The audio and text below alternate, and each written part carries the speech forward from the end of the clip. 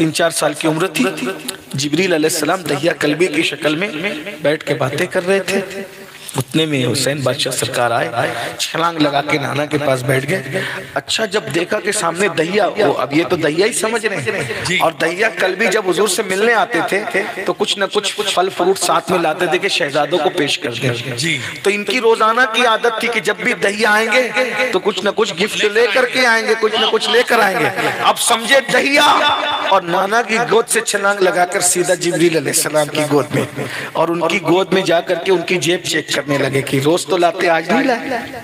और हुजूर बार बार इनको खींचते जाते, क्योंकि आका तो जान रहे हैं कि ये दहिया नहीं जिब्रील है, और वो जिब्रील को दहिया समझ रहे हैं। तो देखा किसी का बच्चा जिब्रील की गोद में खेल के, वाह वाह, सुभान अल्लाह। अंबिया किराम के बाद अफजल तरीन मर्तबा फरिश्तों की कायनात के अंदर रुसुल मलाइका का है ना। ये रुसुल मलाइका बड़े अजीम है, इनके मर्तबे को कोई गैर रसूल नहीं पहुंचता। बड़े लोग हैं, लेकिन बड़े लोग हैं मगर बहुत बड़े होने के बाद भी चूंकि रसूल के बेटे हैं ना, हुजूर के बेटों की वजह से अगरचे मर्तबे में फर्क है, लेकिन फिर भी मोहब्बत तो मोहब्बत है।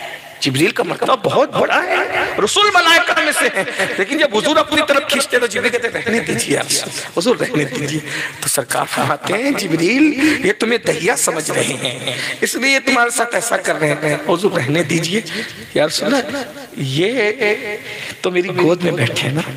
कभी ऐसा वक्त भी आया कि फातिमा झूला झुलाते झुलाते आंख बंद होगी तो अल्लाह ने कहा जिब्रील तुम जाओ और हुसैन का झूला झुला। वो बादशाह हुसैन तो कहा हुजूर ये क्या मेरे पास ये क्या चेक करते हैं। कहा जिब्रील असल ऐसा है कि जब दहिया आते हैं ना तो इनके लिए कुछ न कुछ तोहफा लेकर आते हैं, तो वो तुम्हें दहिया समझ रहे और ये सोच रहे कि आज दहिया है तो कुछ लाए क्यों नहीं। कहा यार रसूल ऐसी बात है। जिब्रील ने हाथ बढ़ाया और अंगूर पेश कर दिए, और जन्नत के अंगूर शहजादा हुसैन को पेश किया। ये हुसैन बादशाह।